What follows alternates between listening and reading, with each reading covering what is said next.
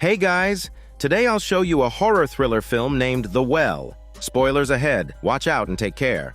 The movie begins in 1993 when Lisa, an Italian art restorer, received a commission from a client. Packing her restoration tools, she boarded a bus to Sambuci.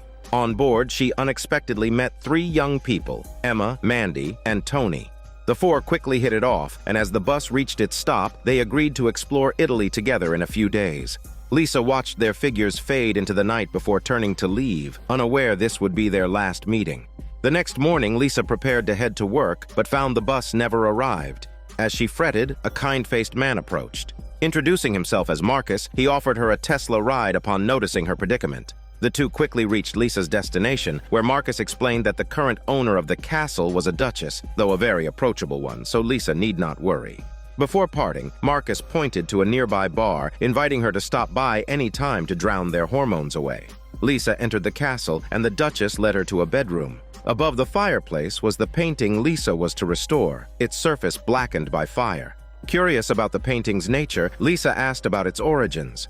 The Duchess explained it was a 16th century depiction of an unknown force by an unnamed artist. The painting was not only severely damaged, but also sizable. Lisa estimated it would take about a month to restore. However, the Duchess insisted it had to be completed within 2 weeks to be ready for an exclusive auction in London. With time short and the task demanding, Lisa decided to stay in the bedroom to work more conveniently. Lisa spent an entire morning painstakingly cleaning a small section of the painting when she was drawn outside by a melodious voice. She found a girl singing on the balcony, but Marcus had told her only the Duchess lived in the castle.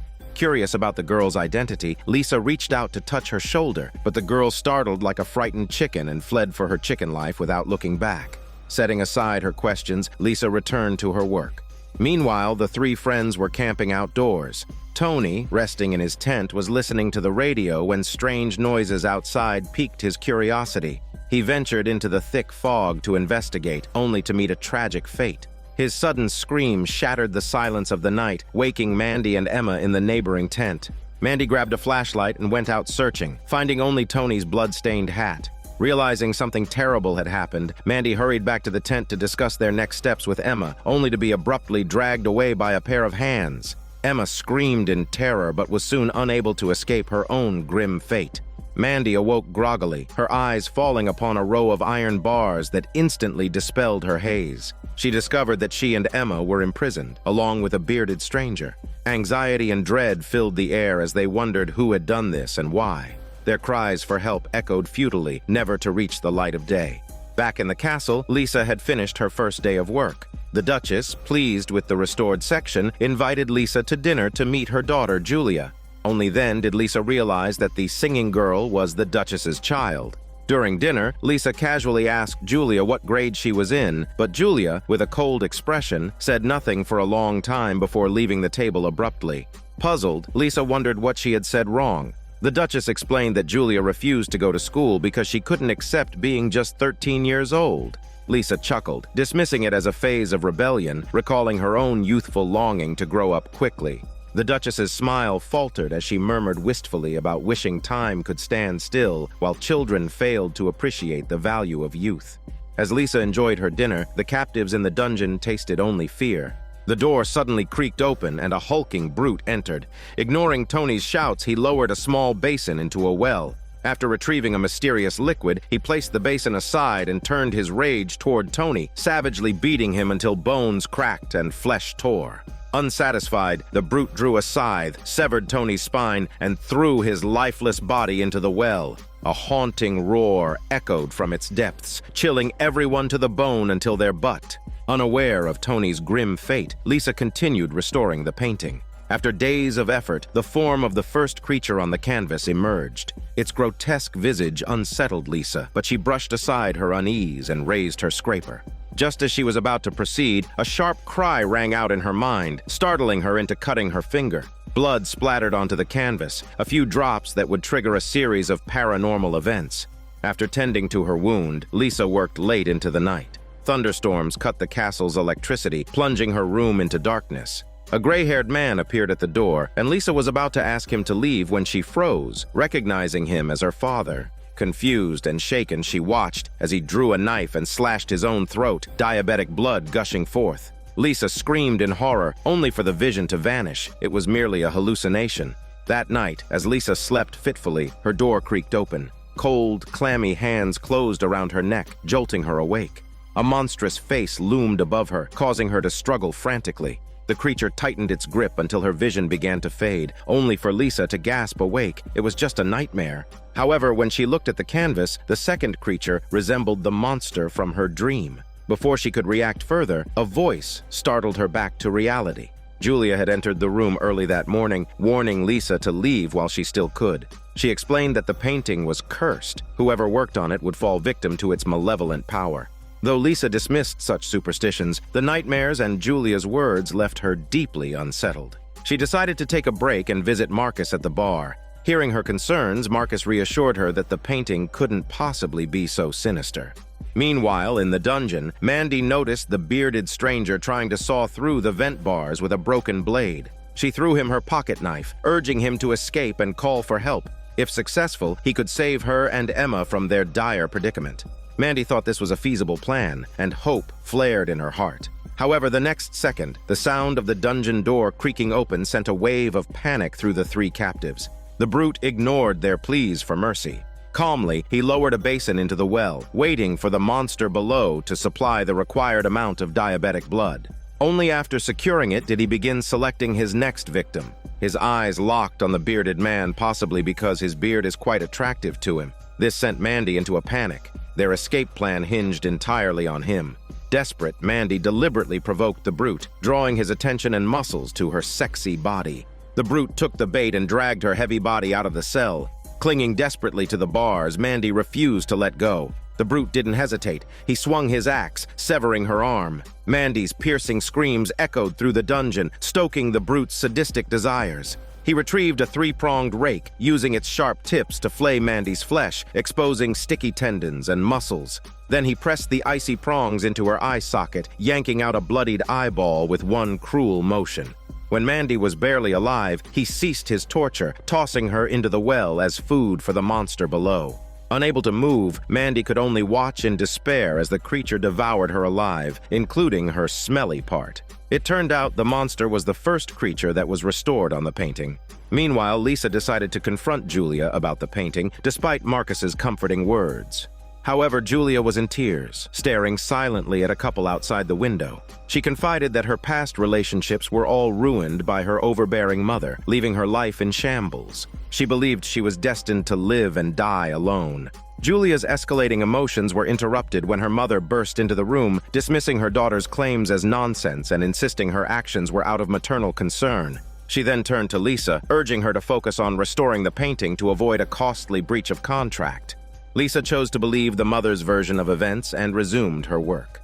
Eventually, she uncovered the third figure on the painting. But that night, a nightmare jarred her awake. Emma appeared, pushing a bloodied Tony in a wheelchair. His body was a horrifying sight, one hand dangling limply from his chest, his right leg reduced to exposed bone. The gruesome scene startled Lisa, but when she woke, she realized it was just a wet dream. Still, something felt eerily real about it. Emma and her friends, who had planned to visit, had been inexplicably silent for days. Suspicious, Lisa confided in Marcus, proposing they leave the manor. Marcus, however, dismissed her concerns, urging her to focus on her task. Reluctantly, Lisa returned to the castle. As she passed the bathroom, faint sounds drew her to the tub. Pulling back the curtain, she was greeted by a nauseating sight, Mandy's body soaked in blood. Panicking, Lisa tried to flee but collided with the Duchess.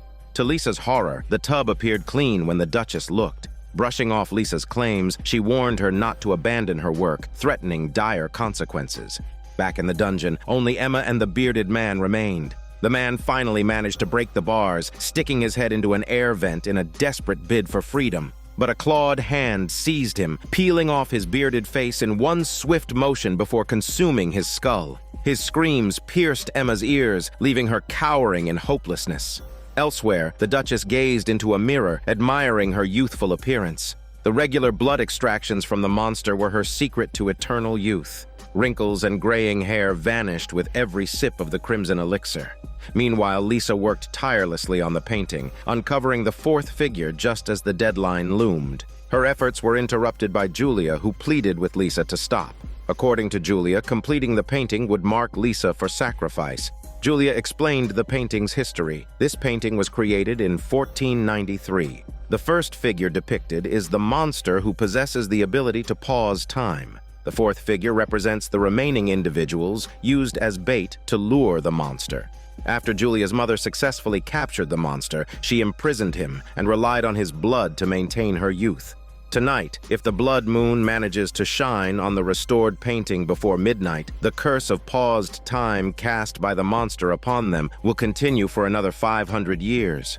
Julia was fed up with being cursed and trapped in a 13-year-old body for centuries. She hoped everything could stop and return to normal. At the same time, Julia revealed to Lisa that this group of people had also captured Emma and the others, using them as food to feed the monster. Despite Julia's warnings, Lisa decided to save Emma and the others. The two reached the dungeon entrance, but Julia was abruptly summoned by her mother. Alone, Lisa mustered her courage, hammer in hand, to confront the brute. She followed the burly man into the underground passage. However, she accidentally knocked over an iron rod, and the clattering noise immediately alerted the burly man. Lisa, suppressing her nausea, hid behind a barrel of severed limbs, narrowly avoiding detection.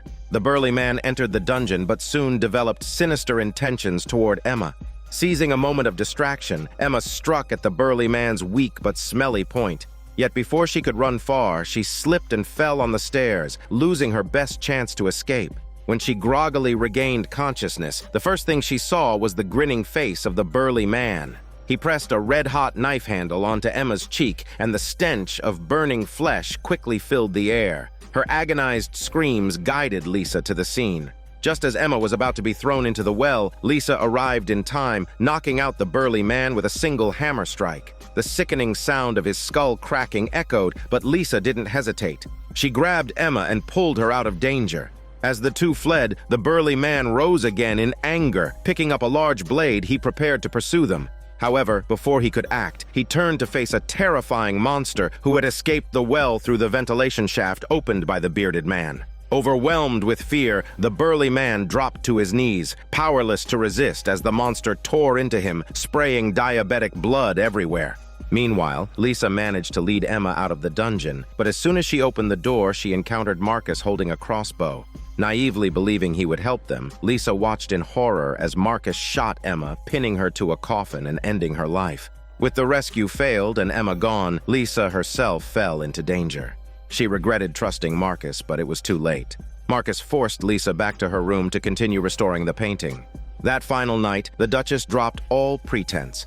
Accompanied by her servants, she stood in the room, urging Lisa to finish the restoration, for midnight was fast approaching. The curse, which occurred once every 500 years, would soon strike again. Under the threat of the servants, Lisa finally erased the faces of everyone depicted, except for the bait and the monster. The other 4 people in the room matched the figures in the painting. When Lisa began to restore the scroll bearing the curse, Julia suddenly burst in, threatening everyone not to come near her, or she would burn everything to ashes. As midnight neared, the Duchess lost her patience. She ordered her men to kill Julia and injured Lisa, who tried to intervene. Just as Marcus raised a dagger to finish off Lisa, the clock struck 12. A red glow erupted by the window as the blood moon rose. The painting, incomplete, rendered the 500-year stasis irreversible. The curse broke, and the Duchess and her cohorts began to age rapidly.